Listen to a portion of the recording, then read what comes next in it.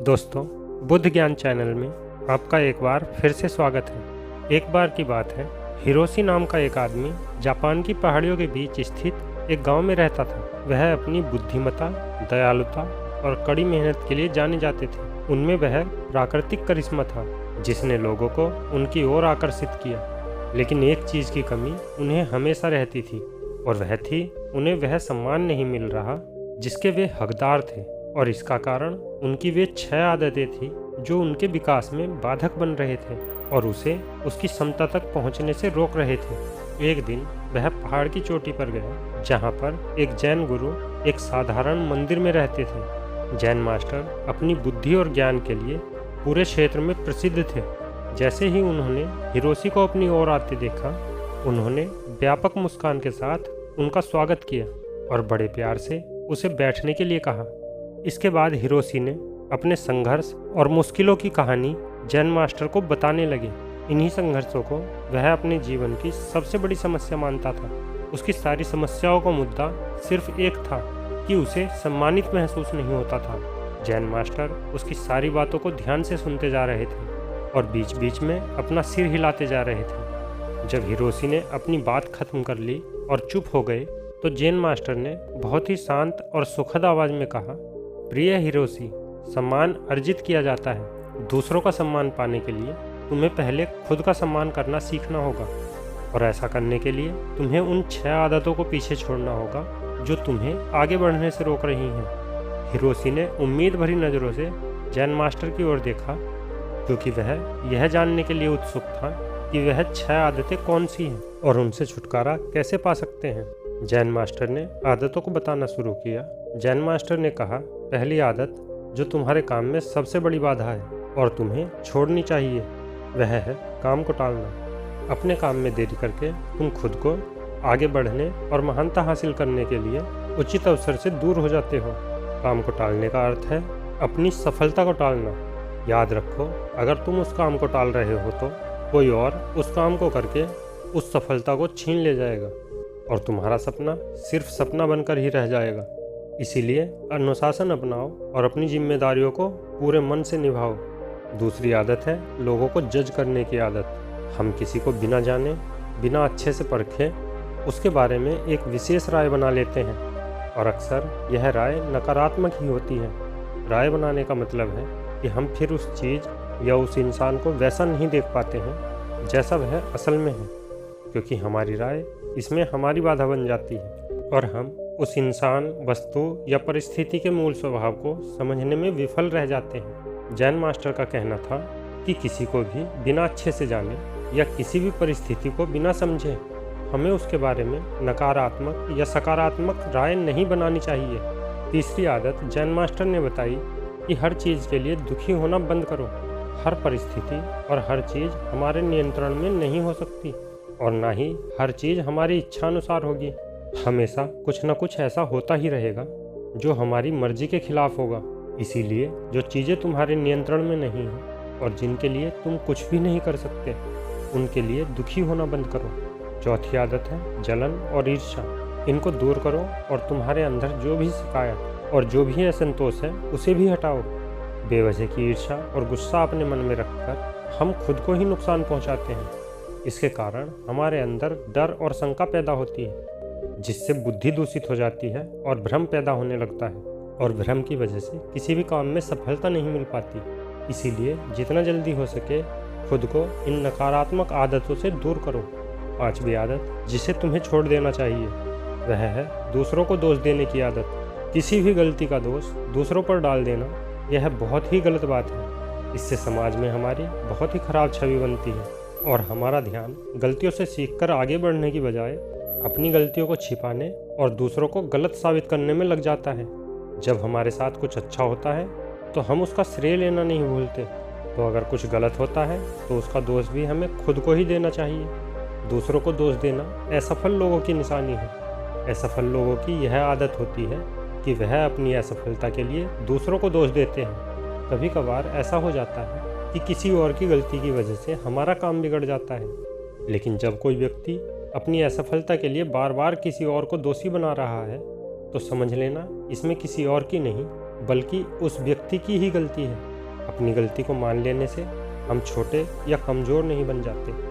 इसलिए अपनी असफलता पर किसी और को दोषी बनाने से अच्छा है अपनी गलती को मानो और उससे सीखकर आगे बढ़ो।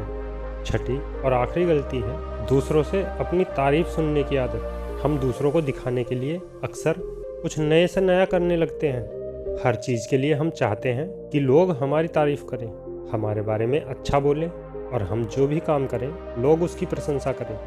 अगर किसी बात के लिए हमारी आलोचना होती है तो हम बहुत दुखी हो जाते हैं और इस तरह से हम लोगों के हाथों की कठपुतली बनकर रह जाते हैं। इसीलिए हमें दूसरों की तारीफ की कोई ज़रूरत नहीं है। और वैसे भी लोगों की तारीफ़ें खोखली होती हैं, जो एक पल में हमें आसमान पर पहुंचा देती हैं तो दूसरे ही पल नीचे ज़मीन पर पटक देती हैं। इसीलिए हमें लोगों की तारीफ़ और बुराई से फ़र्क नहीं पड़ना चाहिए और जो हमें पसंद है और जो हमें सही लगता है वही करना चाहिए, बशर्ते वह नैतिकता पर खरा उतरता हो। हिरोशी ने जैन मास्टर से कहा, आपने 6 बुरी आदतों के बारे में तो बता दिया है, लेकिन पुरानी आदतों को छोड़ना और नई आदतों को अपनाना बहुत मुश्किल होता है। तो मेरा प्रश्न है कि आखिर हमारा मन नई आदतों को अपनाने का विरोध क्यों करता है और नई आदतों को आसानी से कैसे अपनाया जा सकता है। जैन मास्टर ने कहा, ज़्यादातर लोग आदतों को बदलने में असफल रहते हैं क्योंकि उसकी उस नई आदतों के साथ वास्तविक उम्मीदें जुड़ी होती हैं। जैसे कोई व्यक्ति सुबह जल्दी उठकर व्यायाम करने की नई आदत डालना चाहता है तो वह उम्मीद लगा लेता है कि उसकी इस नई आदत से उसका वजन तेजी से कम होना शुरू हो जाएगा या फिर उसका शरीर तेजी से शक्तिशाली बन जाएगा, जबकि असल में ऐसा नहीं होता है। इन दोनों ही परिणामों को हासिल करने में समय लगता है, लेकिन हमारा मन पहले से ही यह निश्चित कर लेता है कि परिणाम कैसा होना चाहिए। और जब हमारी उम्मीदों के अनुसार परिणाम नहीं मिलते तो हम निराश और उदास हो जाते हैं और अपनी पुरानी आदतों में वापस लौट जाते हैं। लेकिन जो आदमी वास्तविक और सही आदतों के साथ नई आदतों की शुरुआत करता है वह उदास और निराश होने से बच जाता है और आदत बदलने के दौरान अपने आंतरिक विरोध पर काबू पा लेता है। अब अगला प्रश्न है कि आदतों को आसानी से कैसे अपनाया जाए। तो ऐसा करने के 5 आसान नियम हैं। पहला, अपने विचारों को लिखो। उन सभी चीज़ों की पहचान करो जिन्हें तुम बदलना चाहते हो, चाहे वह छोटी हो या बड़ी, सबको लिखो। दूसरा नियम, छोटे कदम उठाओ। सबसे छोटी आदत से बदलाव करना शुरू करो। इस बदलाव को इतना आसान बनाओ जिसे तुम मना न कर सको। उदाहरण के लिए, हर सुबह की शुरुआत 2 मिनट के ध्यान से शुरू करो या फिर हर सुबह सिर्फ 5 मिनट ध्यान करने का अभ्यास करने का निर्णय लो। तीसरा नियम, अपने आलस्य और टाल मटोल की आदत को कम करो और इसके लिए सचेतन रूप से अपने काम के परिणाम को किसी मज़े से जोड़ो।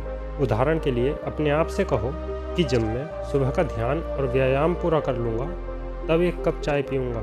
यानी जब तुम अपने ध्यान और व्यायाम के नियम को पूरा कर लोगे तभी चाय पियोगे, उससे पहले नहीं। चौथा नियम है, अपने काम को आदत बनने दो। यानी दूसरी नई आदत तब तक शुरू मत करो जब तक तुम्हारा यह वाला काम तुम्हारी आदत न बन जाए, तुम्हारी दिनचर्या का हिस्सा न बन जाए। 5वीं आदत है आभार या धन्यवाद का भाव। तुम जिस भी आदत को अपने जीवन में बढ़ावा देना चाहते हो उससे जुड़ी चीज़ों के लिए ब्रह्मांड या उस परम शक्ति का आभार व्यक्त करना शुरू कर दो।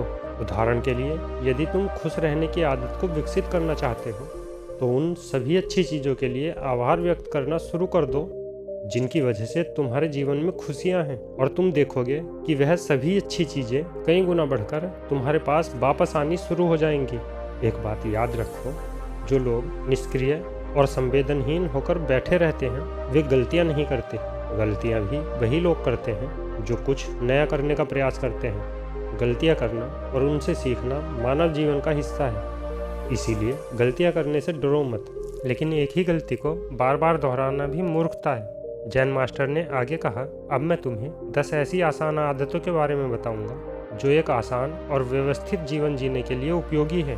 जब तुम इनमें से कुछ आदतों को लागू कर लोगे तो तुम खुद को एक नियंत्रण की भावना के साथ पाओगे और पाओगे कि तुम बिना थके पहले से भी कहीं ज़्यादा काम कर रहे हो। हालांकि तुम्हें इन सभी 10 आदतों को लागू करने की ज़रूरत नहीं है। इनमें से कुछ आदतें दूसरों की तुलना में ज़्यादा लागू होंगी। ये तुम्हें तय करना है कि कौन सी आदत तुम्हारे लिए काम करेगी। पहली बात, आदतें इकट्ठी करो। तुम्हारे पास आने वाले किसी भी अच्छे विचार, काम या मौके को एक कागज़ पर लिखना शुरू करो। अपने साथ एक छोटी डायरी रखना शुरू करो। दूसरी आदत, जब तुम्हारे पास सारी जानकारी और सारी चीज़ें इकट्ठा हो जाएं, तो इसके बारे में ठीक से सोचो और फिर निर्णय लेने में ज़्यादा देरी मत करो। तुरंत निर्णय लो और काम पर लग जाओ। तीसरी आदत, उन शीर्ष कामों को लिखो जो तुम्हें हर दिन पूरा करना है और उन्हें हर हाल में पूरा करने का प्रयास करो। चौथी आदत, एक समय में सिर्फ एक काम पर ध्यान लगाने की आदत डालो। कभी भी एक समय पर एक से ज़्यादा काम करने का प्रयास मत करो। पांचवी आदत, चीज़ों को सरल और साधारण रखो, खासकर उस सूची को जिस पर तुम अपने लक्ष्य और योजनाओं को लिखते हो। अपनी सूची को एकदम स्पष्ट, सरल और आसानी से पढ़ने लायक बनाओ। छठी आदत, अपने कमरे और काम करने की जगह को हमेशा साफ सुथरा और व्यवस्थित रखो। चलते फिरते या थोड़ा समय निकालकर अपने आसपास की चीज़ों को व्यवस्थित करने की आदत डालो। सातवीं आदत, साप्ताहिक लक्ष्य निर्धारित करना और उसे बार बार जांचना कि वह पूरी तरह से सही है, और अगर कुछ बदलाव करने हैं तो तुम वह भी कर सकते हो। आठवीं आदत, आदतों को आसान बनाओ। केवल जरूरी चीज़ों पर ध्यान केंद्रित करो और बाकी चीज़ों को छोड़ दो। नौवीं आदत, सुबह और शाम की वह सुसंगत दिनचर्या जिसका तुम आनंद लेते हो, उसे बनाए रखो, क्योंकि यह तुम्हें अंदर से खुश और तरोताज़ा बनाए रखेगी। 10वीं आदत, तुम्हें जिस चीज़ में पैशन है उस तरह की आदतें खोजो। अपना जीवन उन चीज़ों के लिए समर्पित करो जिसके लिए तुम पैशन रखते हो। फालतू की चीज़ों और कामों के लिए अपनी ऊर्जा और समय बर्बाद मत करो। तो ये थी वे सभी आदतें जो तुम्हारे जीवन को बदल कर रख सकती हैं, लेकिन इन सभी आदतों को एक साथ अपनाने की गलती मत करना। जब एक आदत तुम्हारी दिनचर्या का हिस्सा बन जाए तब दूसरी की तरफ कदम बढ़ाना। इतना कहने के बाद जैन मास्टर ने अपनी बात समाप्त की और हिरोशी ने भी जैन मास्टर का धन्यवाद किया और अपने घर आकर जैन मास्टर की बताई गई बातों का पालन करने लगा। दोस्तों, उम्मीद करते हैं कि आपको यह वीडियो पसंद आई होगी। वीडियो में अंत तक बने रहने के लिए आप सभी का धन्यवाद। वीडियो अच्छी लगी है तो वीडियो को लाइक करके चैनल को सब्सक्राइब अवश्य कर लें। फिर मिलते हैं किसी ज्ञानवर्धक कहानी के साथ। तब तक के लिए धन्यवाद।